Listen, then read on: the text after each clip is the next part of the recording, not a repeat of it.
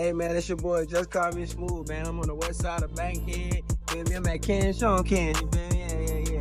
Listen, if you want to get your content up, man, I'm telling you, got it, my guy Sid, man. I've been in Atlanta since December, and this word to my mouth, bro. Ever since I linked up with him, he's been telling me be consistent with my stuff, and now my followers went up 30,000. We over, no exaggeration, he can show you screenshots and everything. We over at least 64 million or higher on Instagram, and that's not even what the other people shared, like who reposted it. It might be more than that. So if you want your content, you want to be a content creator, I don't care if you want to be a music artist, a comedian, actor, hit Sid up. Sid gonna tell you what to do, give you all the steps and the tools to make you become a star that you already are. But if you don't want to do it and you want to just be a bullshit out here, don't come to Sid. Go to somebody else and you be a bullshitter with them, because he gonna give you what you really need. Hey, you been hearing about the creator economy? Well, today I'm gonna educate it on you so you can walk away from your traditional job and let's get to it. Start creating your own way. How do you define the creator economy in your own words?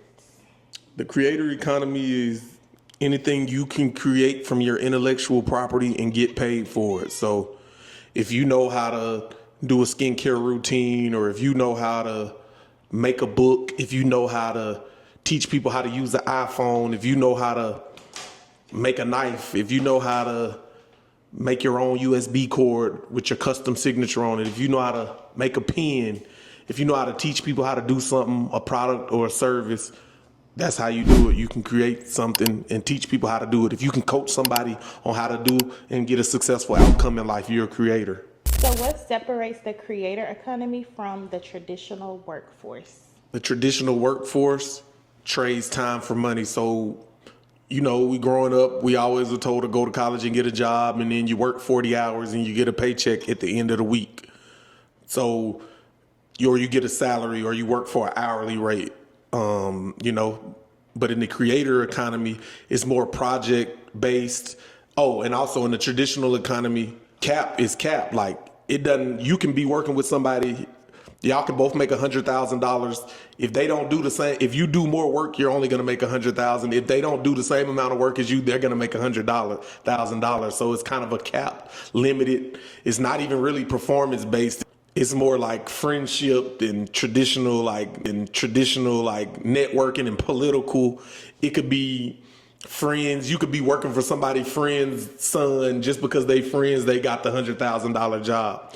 But in the creator economy, it's like per project. So somebody will hire me to do social media. If it took me an hour to create them some content that lasted a month, I just got paid per the project. So it's a difference. You get paid for your real skill, your real talent. So like we're saying, $100,000, I could do a project that maybe take me a week and make $100,000, while somebody could work $100,000. They could work a whole year and their salary be $100,000, depending on the project you work on. So it's just a different mindset, more of a paper project, kind of kill what you eat, instead of salary where you're hourly, where you're getting trading time for money. You got to spend this 40 hours with these people away from your family that you don't even like. You got to fake like you like them when you go to work. In the creator economy, somebody can just hire me. Hey, Sidney, I need a social media project for 3 months. Boom, I can go knock out all of the content in 2 or 3 weeks and get paid my price. You know what I'm saying? So it's really about tapping in,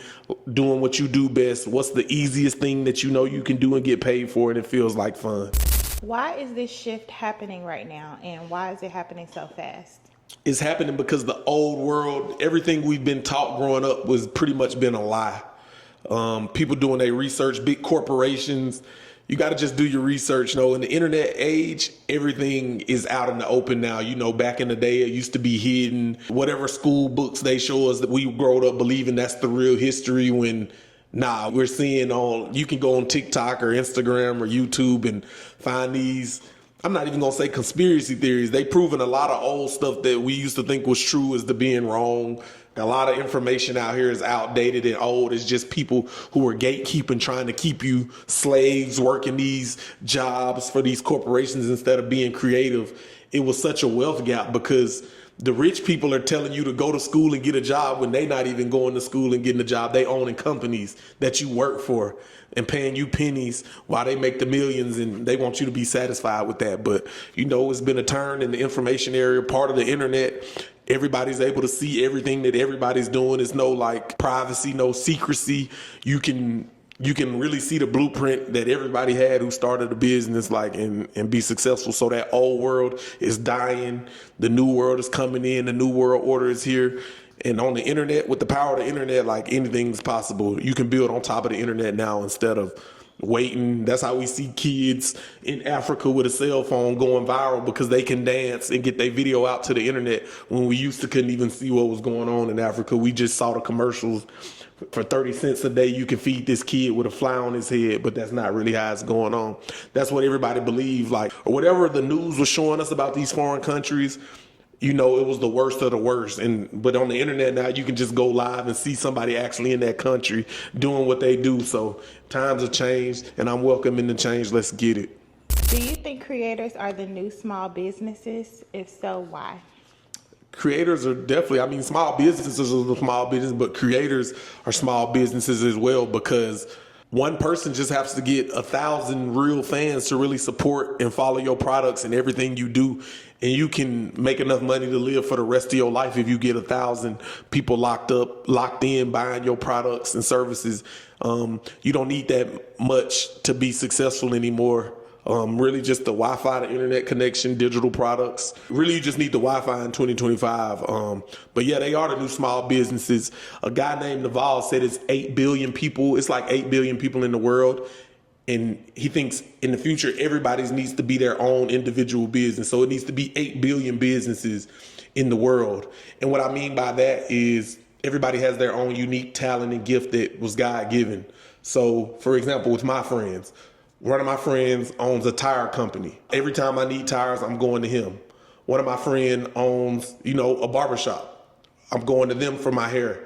One of my friends owns a clothing company. I'm only buying clothes from my friends that own. You see what I'm saying? So the creator economy allows for everybody to support people without big corporations. I don't really like going to the mall anymore to buy clothes. I'd rather shop with my friends who are local, who can pull up on me, and we can do local business. And I'm wearing cool, unique stuff that stands out, one-of-one type stuff, where I'm not wearing, you go to the mall and everybody has the same shoes, hats, clothes, shirts at the mall. So I think this new wave is here to stay. We're not going back to the old way, and get more creative. Everybody, I'm challenging you.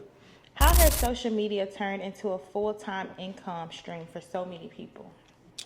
Because they realize they paid for just being their authentic self. You don't have to show up trying to imitate or be this perfect person. You just need to tell your own unique, authentic story that connects with people, and somebody will connect with it. You got to think, in our lives, we've all did so much. Whether you're at the top or the bottom, everybody's had life experience, and you can tell your story, and somebody can learn from your story to get ahead in life. You may think, hey, I'm not where Elon Musk or these high profile people, but if you solve the problem in your life, you are qualified to teach somebody else how to solve that exact problem, whether it's getting a car, getting an apartment, learning how to cook, making smoothies, whatever it is you know how to do, somebody, I guarantee you, doesn't know how to do it. So if you make a video or a post explaining how to do something, somebody's going to eventually lock in and follow you and learn from you, as long as you're adding value in the world. So what industries are being disrupted by creators right now, and which ones are next? Everything, man. I'm seeing, that's a good question. The industry's being disrupted. Really, everything right now is being disrupted by AI. We see the car industry. Elon came with the electric cars. Now, people, whatever way you feel about electric cars is whatever, but he's the only company really pushing electric cars. Everybody kind of he went all in on electric cars, which made him stand out. Now, imagine 10, 20 years, how much better he's going to be at the electric car game than these companies that haven't even started making electric cars. Not to even mention the cars that are driving themselves around and doing that. He has all that technology in one, while the gas car's still out here wasting gas. You know what I'm saying? So I say Elon and Tesla for sure. Amazon disrupted retail shopping. Why would I go to a retail store when I can order the same product and be at my house maybe 6 hours later. I can save that time from driving, going in the crowd, waiting in line, pushing a buggy. I can do all that from my house if I plan. Yeah, your last minute stuff you're gonna have to run out and get, but he got reoccurring subscriptions. If I know I need toilet paper every month, hey, every 3 months, send me a bulk load order of toilet paper. I don't have to think about that no more. So the companies that are out here automating and, really that repetitive work, killing all the repetition in your life will lead you to be more free and live a better life. So those are two of the companies. Apple integrates everything, from the watch, talks to your phone, talks to your laptop, talks to your desktop. It all integrates. So I think Apple did a great job of seamlessly integrating. They built their kind of own community within the phone, we're in a whole different space now with the cell phone company. The iPhone is it's like following to being with Apple products compared to Samsung. You don't really hear anybody be like, I'm in the Samsung gang. Everybody complains. They changed the bubble. A bubble blue. People won't like you if your text message shows up green anymore. They think less of you. This is the kind of world we built in. So I think Apple did a good job of disrupting things too in the new wave. I would also say marketing too, right? We think about a lot of companies pay social media creators to market their businesses now instead of the billboards or the commercials. Absolutely. And stuff like that. So that's definitely I like that. It's definitely cheaper than this billboard out here. Probably costs $10,000 a month. You could split $10,000 up between 10 influencers with crowds of 500,000 people. That's going to reach way more people. If we're living on the phone, marketing's definitely changed. Everybody's locked into their phone. So sending the ads to your phone has changed. We came from newspaper, billboards to newspapers to cable television to really social media it's not even social media anymore. It's just media now. These are the CNN and Foxes and Fox News 5. The local news channel is your phone now. Your comedy channel is your phone now. Your sports channel is your phone now. So we here now. That was a good point. Why is attention the new currency, and how are creators cashing in on it? Attention is the new currency just because people always want to be a part of something. So they want to be a part of the latest trend. They don't want to be left behind. They want to be cool. So if you get everybody who they deem their favorite person influencer, let's say Kim K, all the women, she can sell anything, clothes, makeup, hair, whatever women like. If Kim K puts it on, it's going to sell out. That's just the currency we live, the attention we live in. I don't know who on the men's side, but sometimes anything somebody touch, I've seen celebrities get cell phone companies and cell phone deals. You got to put an influencer with a lot of reach. So basically now your followers is currency and data. How many emails you have is data. A company will pay you X amount of dollars per follower you have to make a post because they know it's going to reach this many people organically. It's going to look organic when it comes through a person instead of Coca-Cola or somebody telling you to do this now. So that's just the time we in. People got a lot of distrust for the establishment, the government and corporations. They rather a person tell you than, a big government person that we don't even know type stuff. So times definitely have changed. And how does content creation open doors for people who used to be overlooked? Because if you can add value, it doesn't matter how you look, how much money you have or all that. If you can add value and entertain people and keep people engaged, they're going to rock with you. And we've seen people blow up overnight over one video has changed somebody's life because they was just being themselves, doing something that they do every day. They decided to record it and the whole world got a glimpse of it. And overnight they became a celebrity. You know what I'm saying? And I wouldn't even say it's overnight because they've been working on it their whole life doing it. They just decided to put it out there and it caught on just from being themselves, not pretending, not acting like somebody else. Being your true authentic self is the best way to go with this content game, not pretending. So what do you say to someone who still thinks this isn't a real job? I mean, that's the old heads, man. They got to beat it anyway. You can't listen to an old head who worked 30 years for a corporation and didn't even try to do nothing. Now they just waiting on Social Security and all that government to take care of them. This is for the people who not putting their life into somebody else's hand. You creating your own circumstances by doing what you love every day and putting it out there and And you're really brave because putting yourself out there, you know how many people are scared to record a video and just put it out there?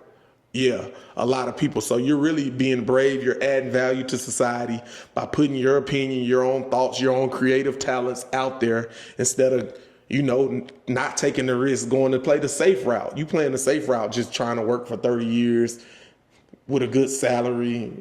That's cool, but you want time freedom. You want to be able to do what you want each and every day. So that's why I challenge people to at least try it. While you're working, it's nothing wrong with working a job, but the same 8 hours you give them, you need to at least give yourself 4 hours working on your own creative, unique product that you're trying to bring to the world. And once you build it up enough to replace the money that you make at your job, tell them to beat it.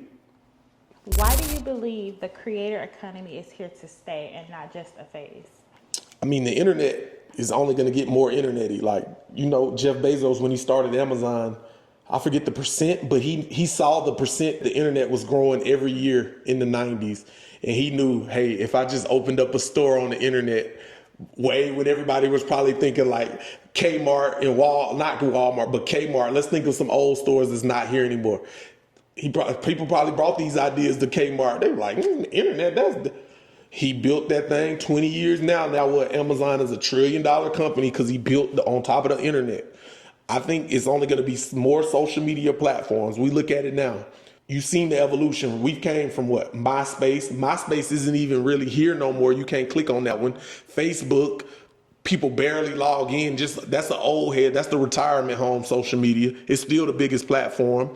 Instagram was kind of that turned up my generation, but it's slowly dying. Like, people tired of that. YouTube, it's the only social media installed on people's TV. So it comes installed with every TV. TikTok is the new wave. I'm seeing TikTok is going crazy each and every day. People love that. I'm seeing old people with TikTok, like 60s and 70s, telling me what's going on TikTok. I don't even be on TikTok that much.